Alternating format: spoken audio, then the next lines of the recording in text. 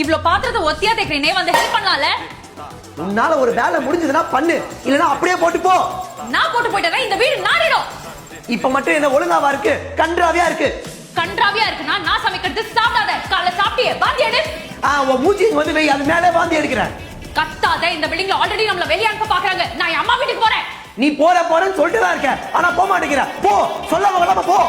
உன்னை கல்யாணம் பண்ணிட்டு ஒரு எரும மாடை கல்யாணம் பண்ணிருக்கா. எரும மாடு வீட்டுக்கு மாப் போடாது, துணி உணர்த்தாது, உன் மேல எட்டி உதைக்கும். நானும் உதைக்கிட்டா? உதச்சா செக்ஷன் 498 ல வைஃப் உதைக்கிறதுக்கு நான் உனக்கு உள்ள போடுவேன். ஜெயில போட்டா உன்னை கல்யாணம் பண்ணி உன் கூட குடும்பம் நடத்துறதுக்கு ஜெயில் வாழ்க்கை எவ்வளவோ மேல. வா, அரெஸ்ட் பண்ணு.